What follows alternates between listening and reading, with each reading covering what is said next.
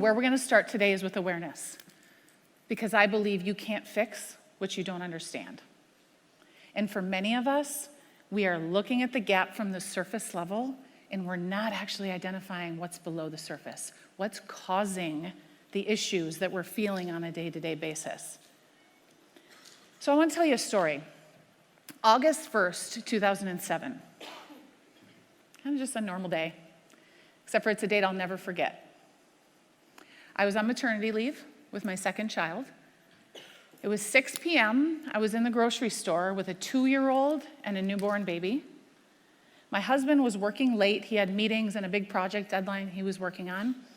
And all of a sudden, my phone started blowing up with messages and people talking about something that was going on. And I started looking at my phone, and I clicked on a link that someone had sent me, and I panicked. The I-35 bridge, which is the north-south corridor, the main thoroughfare through Minneapolis, that just minutes before had looked like this, now look like this. Seconds were the difference. My husband's building was right next to this. I didn't know where he was at.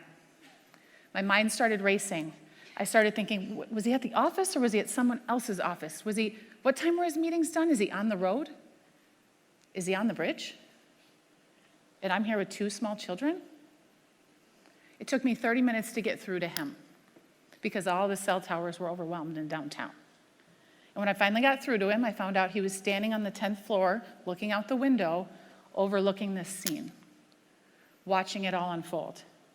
And in that moment, my worry turned to relief and then turned to anger. This is a bridge that I've driven over hundreds and hundreds of times. Probably some of you have as well. I've had my kids in the car when I've driven across this bridge. How in the hell does this happen? In today's society, how do we let this happen? And in the weeks following, because of the work that I do, I started to get curious. I started to think about how many people saw those fractures. How many people saw something that didn't seem right and just went about their business? How many of your organizations are fine, I hate that word, are fine from the surface, but underneath, it's just a series of small fractures and weak points that are slowly deteriorating it while we're just above looking at the surface going, everything's okay. Is it? Right? Do we have people showing up every day that have new ideas and great things to bring to the table but are too fearful to bring them up? True story, we do culture work. We do a full assessment, and we, a couple months ago, did a focus group with a company, and there was a 20-something in the focus group.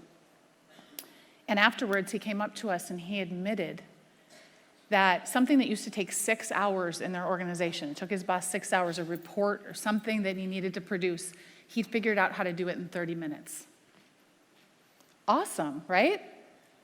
Yeah, except for he couldn't tell anybody.